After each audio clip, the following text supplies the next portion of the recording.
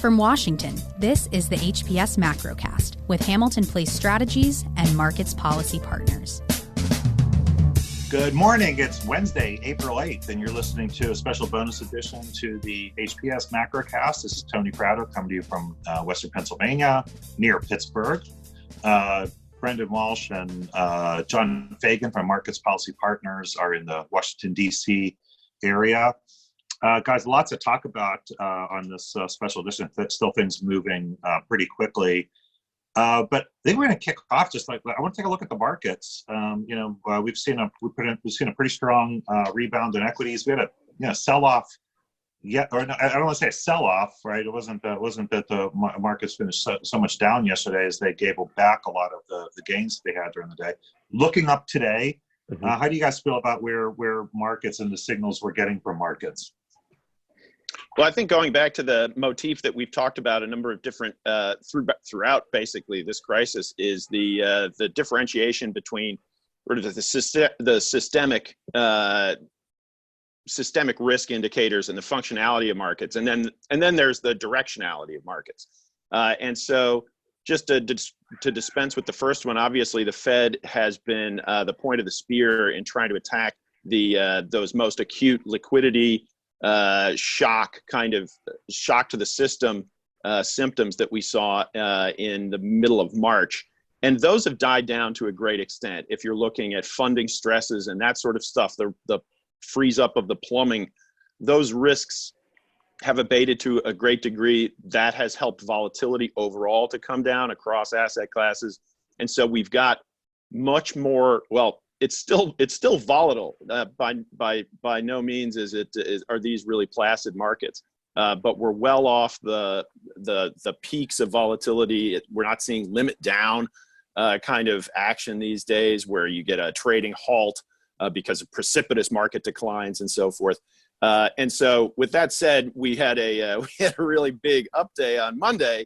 That was after a back and forth week last week, where we ended up down. The S&P 500 ended up down about 2%. And the markets got off to a great start on Monday this week, basically as the focus shifted toward away from the immediate damage to the economy. And we're obviously seeing terrible non-farm payroll numbers on Friday, and the job loss of the jobless claims data, very dispiriting.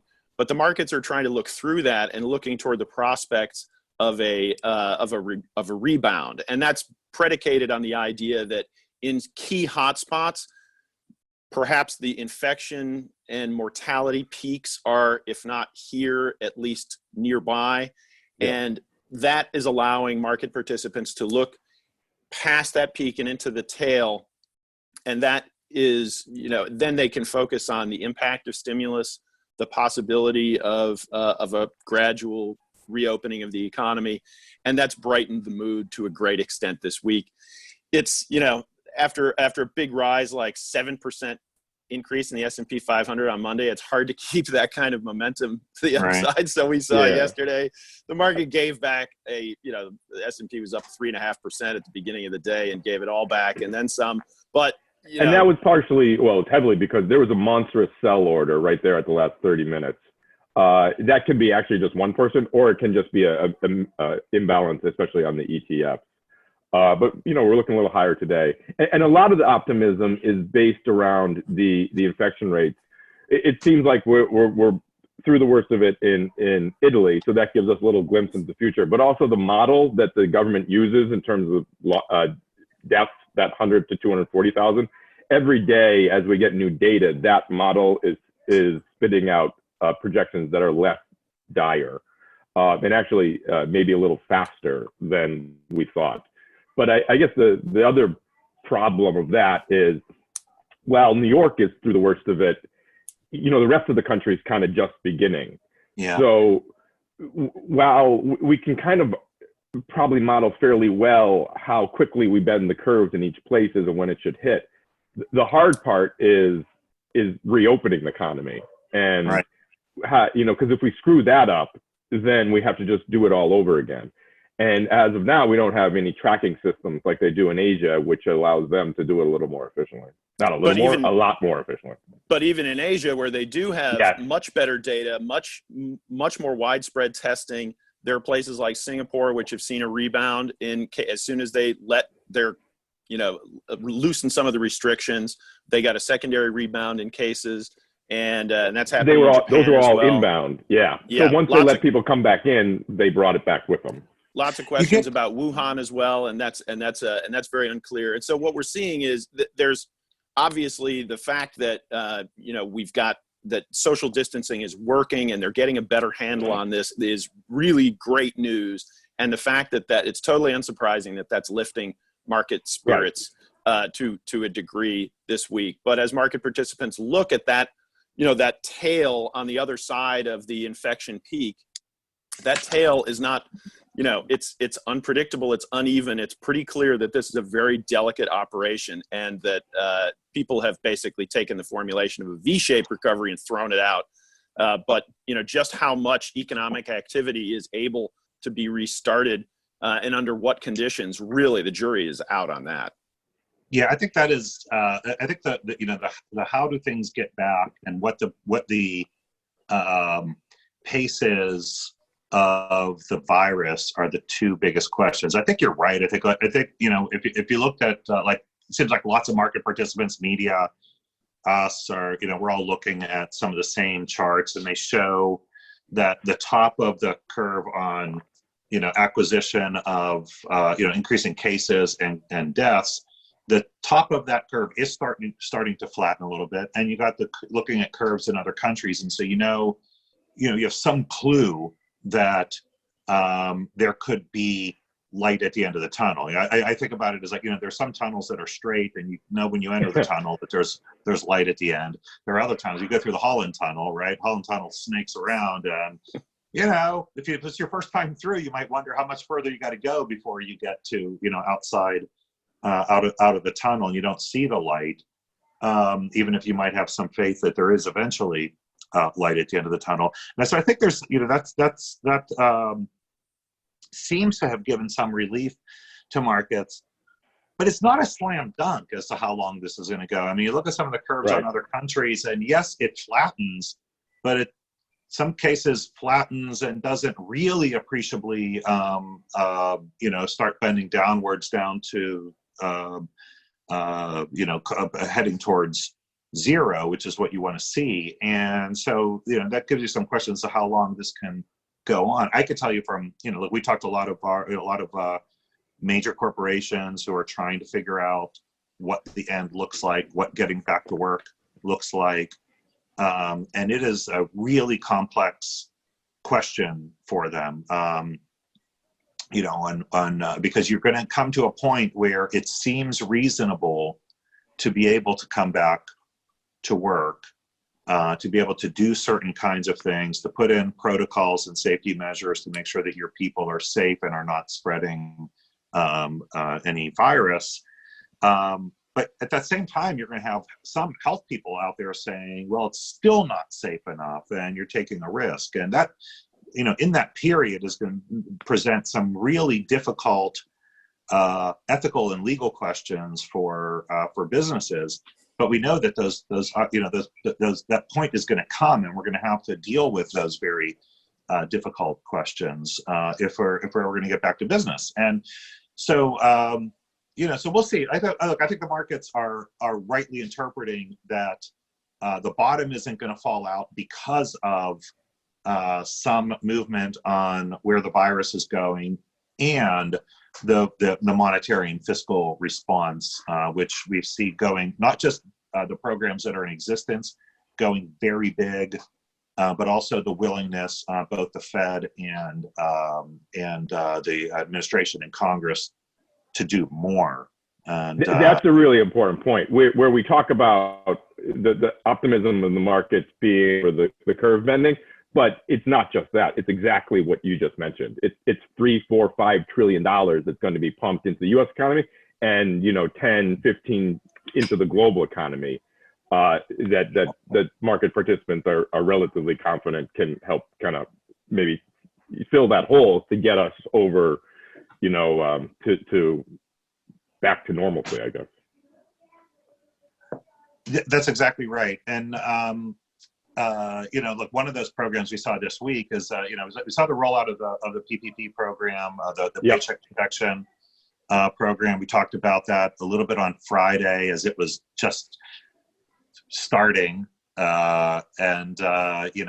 talked about that it's going to be a rocky start with, banks asking for information, still trying to figure out how to do that.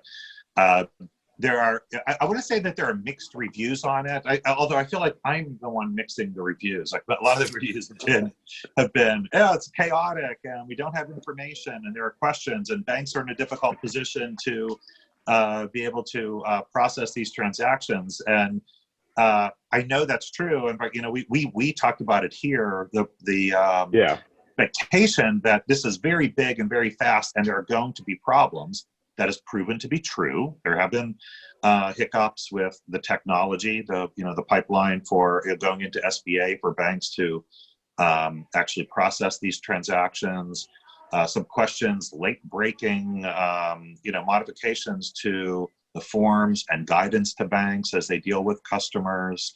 Banks are having some questions, and they're begging Treasury and FinCEN to give them guidance on know your customer protocols for working with customers. Their banks being criticized for working with their existing customers, prioritizing them over new customers.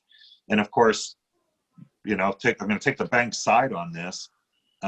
Their existing customers, they know their customers in that case, right? KYC hurdle has already been cleared for them, so of course they can deal with their existing customers more quickly than brand new customers that they don't have a relationship with. So, but I think that's a really important point, because it actually. So I've talked to some people, especially at Bank of America, and they're not having a difficult time making the loans. They've approved $35 billion, and they can do $10 billion a day. The problem is none of them has been approved here in DC. That's the part of the equation I think that we have to accelerate. The banks have the ability to make these loans and get it out the door, but they need to know that they're protected on the backside by Treasury, and also simply the Treasury and SBA has to give them the green light to send the check. Now that said, the banks have approved as of yesterday something like $70 billion worth of loans.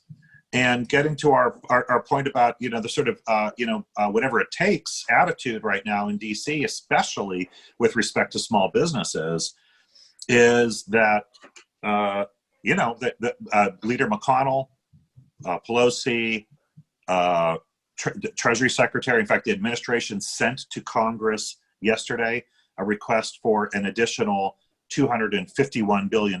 So the original request in the CARES Act, or the appropriated in the CARES Act, is $349 billion. The administration's coming forward with an ask of an additional $251 billion.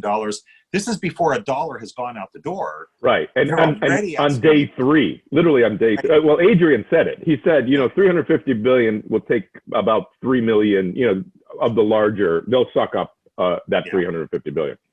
And that's one of the things that is just the unfortunate reality is that, and as Adrian Stewart, our lawyer friend at the great firm Denton said last time on Friday, there's just no way that everybody that needs or wants a loan is going to be able to get one.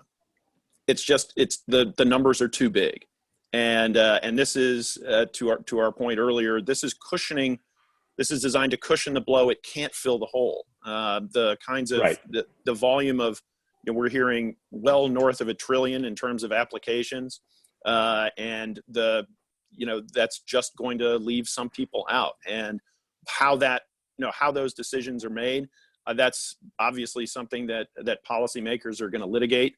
And it's pretty hard to cast aspersions on banks to go with, as you said, Tony, go with the customers that they know already. But this is the tweaks that we're seeing. We're hearing reports this morning that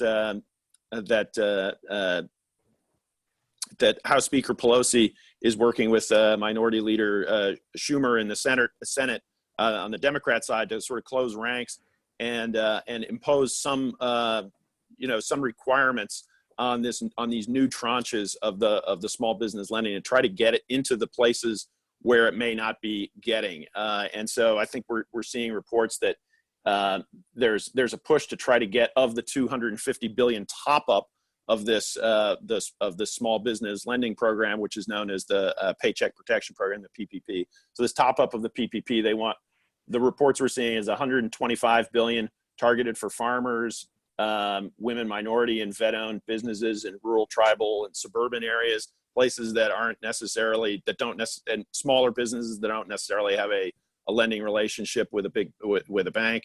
Yeah. And so to try to get it into places where it's not. Yeah. So on that front, I think we're definitely going to have to recruit the PayPals and the Squares of the world, the fintech world, to I think they can fill that void and get that money to the very small businesses that don't have a large banking relationship. That's right. And the legislation, the CARES Act, empowers credit unions and fintech lenders to be able to make these loans, but it's just the rails aren't necessarily as well in place as they are at the banks, which already have very wide lending relationships. They're not, and they're going to learn though that all of these guys who find them, they occasionally criticize the banks for being slow, and they talk about friction in the system at banks, and we're seeing all of what that friction is right now, which is sort of regulatory structure around the banks that requires them to do certain things, and they've rightly had questions about what are you, the government, telling us to do here? Because I know you want us to follow the rules. We have to follow the rules. We have a legal obligation. We have a supervisor who's going to judge us on this. And at the same time, these other guys in government are telling us, ignore the rules and push the money out as fast as you can. So they're in the middle. They had a conversation with the president yesterday. An array of banks, large and small, who were making this case, and so hopefully they'll get some better guidance and relief so they can move it quickly. But you're right, though. The real problem right now. I did a big call with a number of small businesses yesterday, giving advice and explaining what's going on here, and they're concerned. First they were concerned that money's going to run out. They're concerned about certain categories where they may not qualify. So they're trying to figure those things out. And they're seeing, and what they're saying is that, look, we understand that everyone seems to be in good faith on this, but we really, really need the money. Right. We understand it's hard. We understand it's complicated. We understand you guys are working through things, but here's what you need to understand is that if you want me to keep paying people, I need money to pay them. If you want me to pay my rent, I need money to pay my rent. If you want me to pay my utilities, I need money to pay my utilities. And at some point, those bills are coming due, and they're coming due a lot more quickly than you guys are dealing with here. So it just doesn't work if it's going to take 2 months. It has to happen now. Yeah, right. Yeah, we understand that you guys are dealing with stuff, but we're dealing with stuff that has real consequences, not theoretical consequences, real consequences. So actually, on that front, it's kind of an interesting point I read yesterday. So, the Microsofts and the Apples and the Googles of the world, the big companies, Amazon, they're sitting on $350 billion of essentially cash. It's just sitting in, high-rated treasuries or things like that. What you could see from this is actually even a more acceleration to the big guys just getting bigger, where, Google just buys up some struggling, competitor and consolidates the market even more. Which would there are definitely questions about that. Yeah, Yeah. I mean, and not just here, but globally as well. Globally, yeah. When we come back from the break, we could touch on this a little bit too, because I know I saw some of the complaints from or concerns from Germans and others that equity values are so depressed that there are takeover targets. Yeah. And you can never underestimate EU's ability to put the less important problems first. So why don't we take a break and come back and talk about that and oil and lots of other big macro matters before us. You're listening to the HPS Macrocast. Markets Policy Partners provide sophisticated financial market analysis that is independent, accessible, and actionable for a broad audience. Learn more at marketspolicy.com. All right, we're back on the Wednesday bonus edition of the Macrocast. Guys, we've been focusing a lot on the U.S. and there's so much to talk about with what's going on here and our response here. But to take a step back and look globally, there is a lot to see. I mean, we see China trying to come back online, and we'll see how successful they are. I'm really concerned about emerging markets. I'm going to, keep an eye on what's going on there. They're getting hit on their, capital accounts. They're getting hit on trade being down, and I think they're going to start getting hit with actual coronavirus cases and deaths, and the pressure on their health infrastructure, which isn't as strong as in developing economies. So there's a lot to come there, and we're just beginning to see the beginning of that in places like India and Africa, Latin America, Southeast Asia, and then Europe. And so just going back to where emerging or developed economies. Europe, we're starting to see Russia having to deal with coronavirus. They've been quiet about it, but that's coming back. But in the European economies, I always say, Europe always struggles with crises that involve its southern economies. We're seeing that now, where clearly a big relief effort is needed for countries like Spain and Italy and others who are really been crushed by this. Italy was weak before the coronavirus crisis. The European banks were weak before the crisis. What's going on there? Why aren't we seeing quicker action by the Europeans on this? Well, it's kind of on brand, Tony, as we know, the European north-south split has basically, it's created a political challenge in cobbling together relief efforts in the past, and certainly this time is no different. We saw the European finance ministers meet today and not be able to finalize a plan or come together on a plan for a unified regional pandemic relief approach, which would have been around 500 billion euro, and they got the hurdles. Predictably enough, were on the points that involved a degree of fiscal burden sharing, and those are, some of it is Italy and Southern European countries being able to dip into some pan-European or EU-wide emergency funds. Others are about, the other one was about the Corona bonds, what they're calling the idea of a unified European bond that is issued in a shared with a shared credit backstopped by the sovereigns, and the various sovereigns that make up the EU. They don't have a euro bond because of the fiscal atomization. There's no federal fiscal federalism there that in the U.S. is able to kind of paper over some of the differences in credit and credit worthiness of the various states. They just haven't gotten to that point. And, the talks are still ongoing. There's a likelihood that under these circumstances that the Northern Europeans are going to be dragged kicking and screaming into this. And certainly Italy is not coming in great shape, but loss of life and the urgency of this matter. I mean, basically, if you can't accept a modest degree of fiscal burden sharing with your southern EU neighbors under these circumstances, then you're never gonna, I guess. And what does that say about the future of the EU? So it's a threshold moment. Yeah, it makes me wonder about recovery on this going forward. I mean, it's funny because we're in this situation where I mean, so that 500 billion euros again. Like, it sounds like a lot.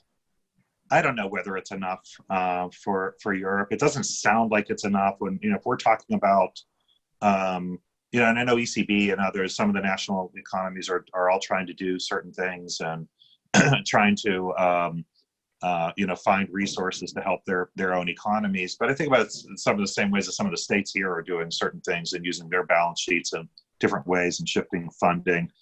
It just doesn't sound like even enough money to do what Europe is going to need. And we always find it.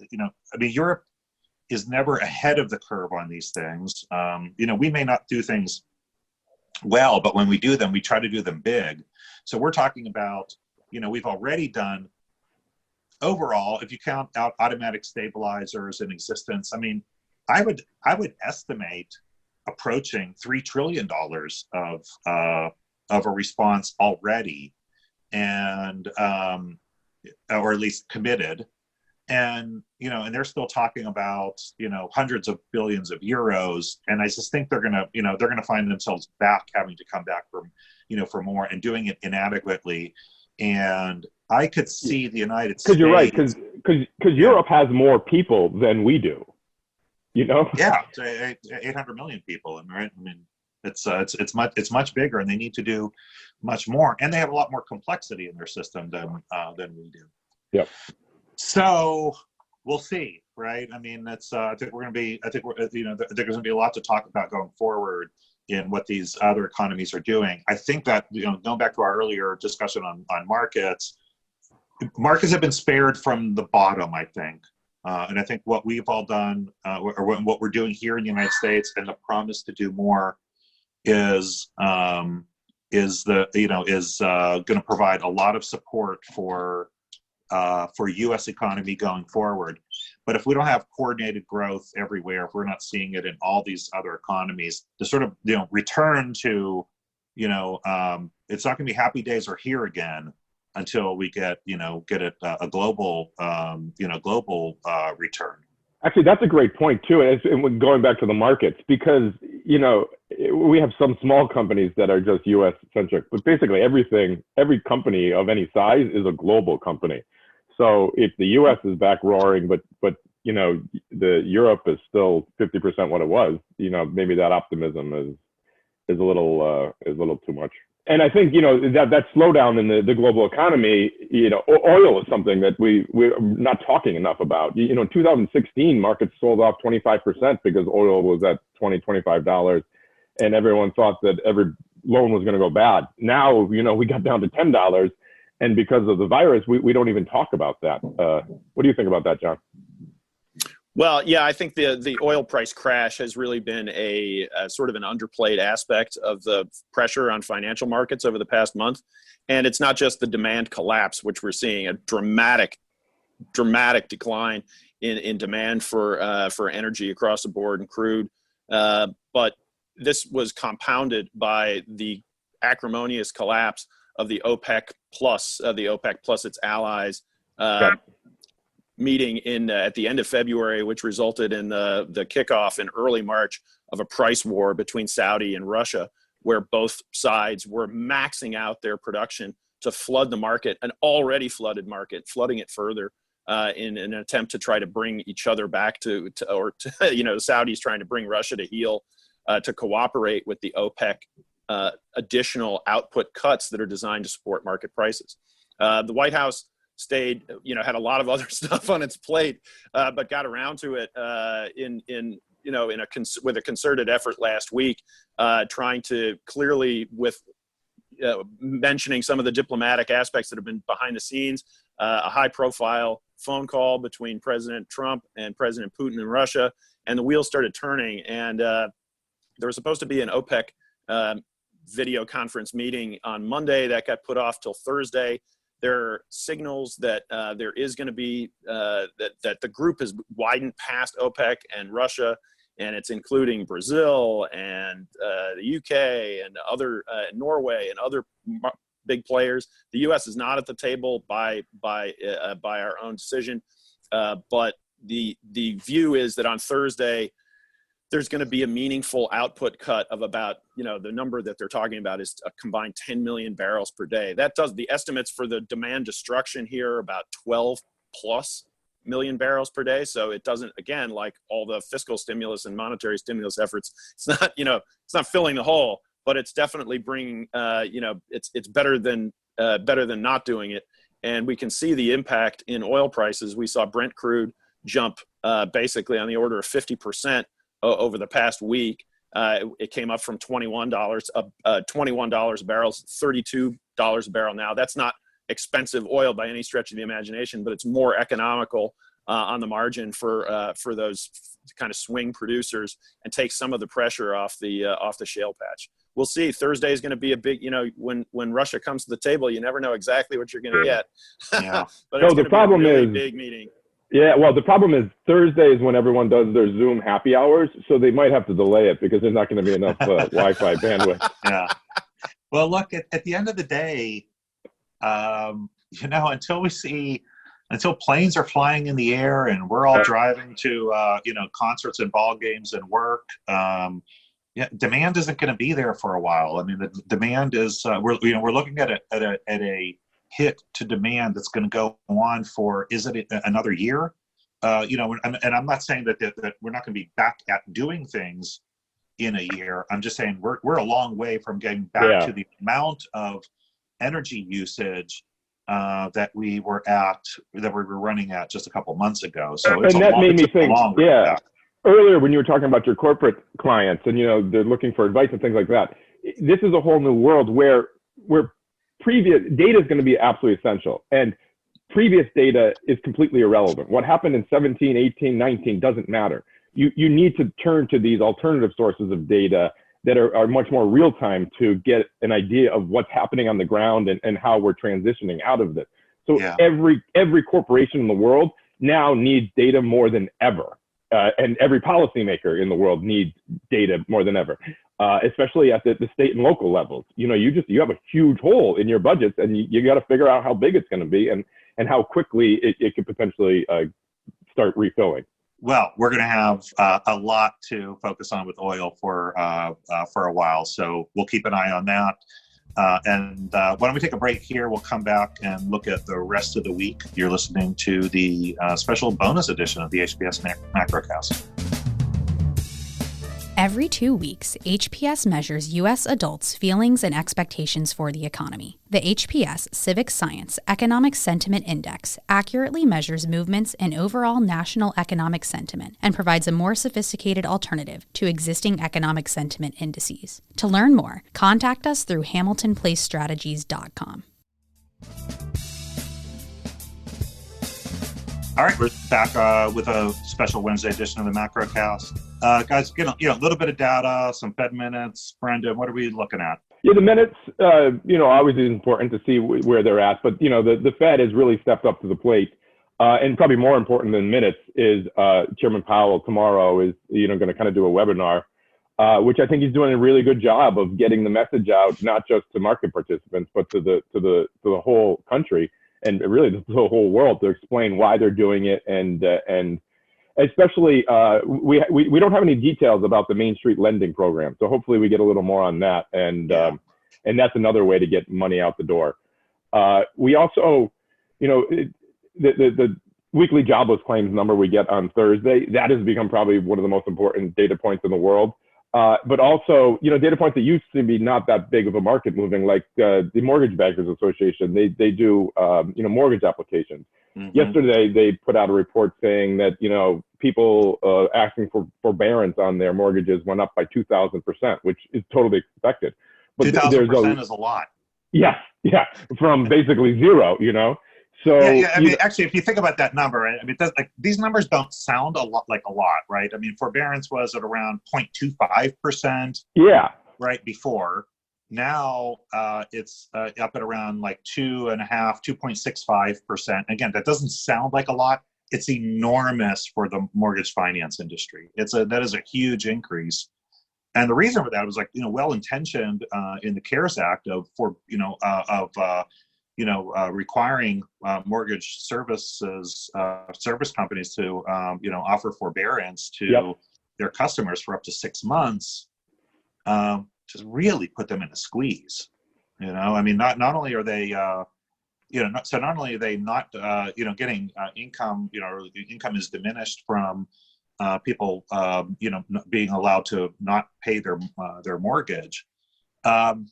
Also, sort of like mortgage applications. We saw this morning, an 18% drop in mortgage applications right now. Yep. Some of that is just like some people worried about whether they're going to have money to go buy a house. Some people just not being able to go out and buy a house. Right? Yeah, you got to go look at it. Yeah. You can't go look at a house.